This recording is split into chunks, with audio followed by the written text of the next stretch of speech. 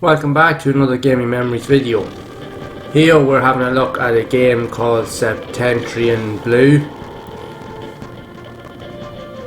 It's actually a game based around like a cruise ship, from what I gather, and there's an accident that's caused, so it's causing the ship to sink.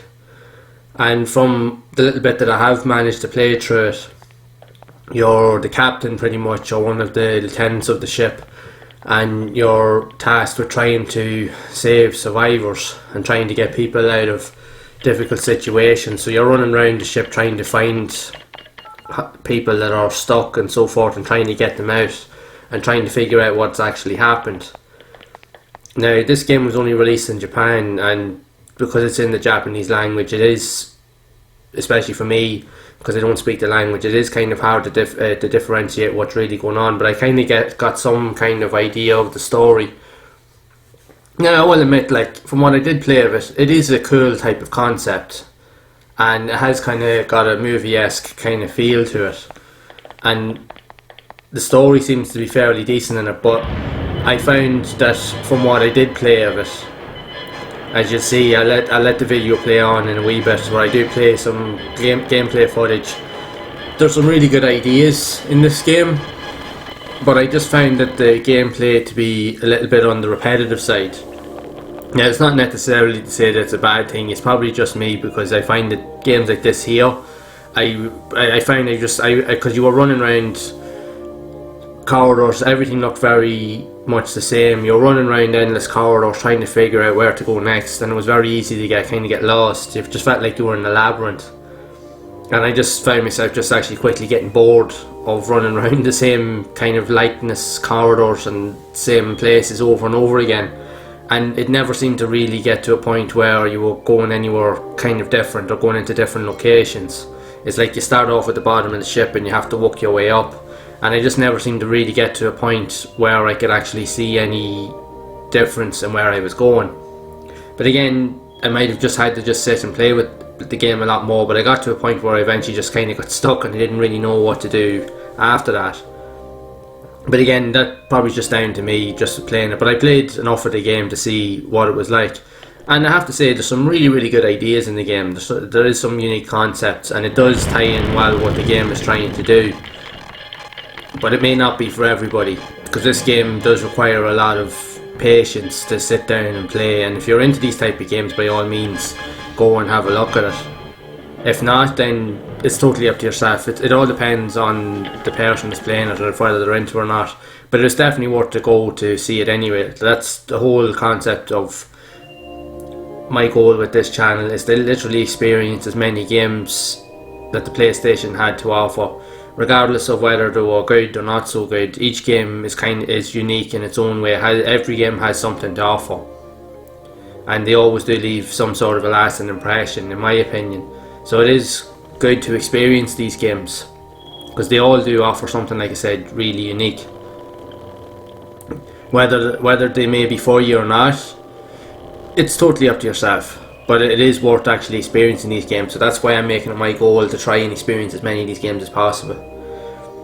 Now, at some point, I don't know, I probably will come back to this at some other stage and try to really figure it out. But from what I have been able to play, I got so far, but I found it just to be a little bit on the repetitive side, because like I said, you were just running around endless corridors, and there didn't seem to be any kind of end to it in sight at that point that I was playing to. But again, I might have just had to just sit and play with it for a lot longer, but again, if I had done that, this video would have been far too long anyways. It is because it was going over 20 minutes, which this video length is, so it was going way over that anyway, so I didn't want to kind of go on it too long. But you never know, I might do another video at some stage if I can figure out how to actually get through the game and figure out what to do. I might do another playthrough video and actually try and guide you all along the process with me. We'll see, you never know in the future, and see what happens. But I just wanted to kind of get an initial kind of a video out, just to show you this game, because if people haven't seen it before, and just to give my thoughts on it. Like, really some really cool ideas. I will admit, the camera angles in the game can be quite funny. It just takes a bit of getting used to. So you can change the camera around the character, and you can set it up in certain areas so that you can see where the character's actually going and moving to. But sometimes it can get, especially if you've got areas where you're walking around corners, it can kind of be a bit on the glitchy side where you can't really see what's going on, and you have to keep twisting the camera around until you get to a point where you can actually see what you're doing. So sometimes you can get lost in certain areas, and sometimes it can be difficult trying to figure out where to go next. That's what I found with the game. So, but again, it definitely offers something unique that I haven't really seen this type of idea in other games, and especially even for the likes of this era of the PlayStation. So it, like I said, it's definitely an experimental phase in games in that era where they were trying different things. Some things may have worked, some things may have not, but every game that's there, like I mentioned, always has some sort of a lasting impression and offers something unique because they were trying different things that weren't seen in other games. So that's where this game definitely stands out as well. So it's definitely worth experiencing. Plus, if you're into these type of games, or if you're into likes of kind of story based kind of games based, like even with cruise ships, if you're into those type of movies, I know there's plenty of them out there. This here might be something that might appeal to you too. So what I'll do is here, I'll let the game just play out for the next couple of minutes and I'll jump in at the end of the video and I'll just share my final thoughts. I'll let you just kind of just see the game and just experience it and see what you think yourselves.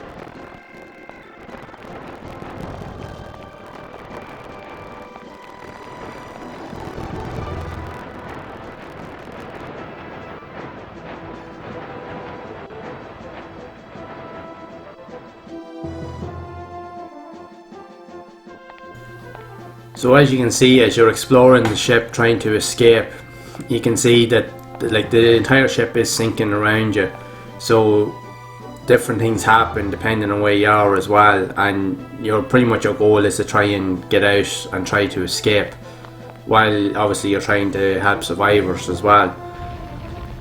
And I found like it is actually a decent game, and it has some really good quirks, but I just found it to be a little bit on the repetitive side from the length of time I played it, because there was a few kind of bits with, say, they were glitchy and so forth, especially in some areas where you'll see now in a minute, like even shown earlier on in the video, where when you fall down, like say into like a hole in the ground and trying to get yourself out of it, trying to grab on to pull yourself up, it actually is a nightmare, because I actually found I had to cut a lot of the pieces of the video out to be able to not have it look as repetitive, because it takes a long time trying to fall, like to jump out. You'll actually see here it takes me quite a few tries literally to get it, and I still can't get it. It is very fiddly.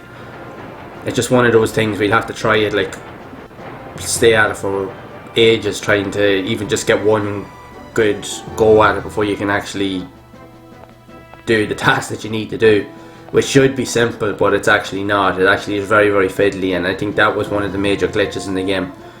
And to be honest, at this point I had actually just gotten fed up, and it just like, yeah, because it just, for me, things like this can be quite annoying, and they do kind of go against the experience of the game, especially if you're really trying to get into it.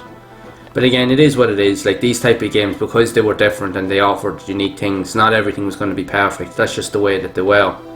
So, but that's just the way these games are. But again, I probably will do another video on this here, and I'll try to figure it out and play through it some more, and just try to figure out the story and try to get the grips with it. And I'll do a long play video, and I'll take us all on the journey then at some point. So if you have enjoyed this video, make sure to leave a like. Also hit that subscribe button and hit the bell icon to be updated whenever I release future videos, as I am going to be experiencing and playing through more games like this, as that's the whole goal with this channel, is to try and experience as many games as that the PlayStation had to offer, and revisit old games and share my memories. So until next time, make sure to keep playing all those classic games and enjoying them, and make sure to keep those gaming memories alive.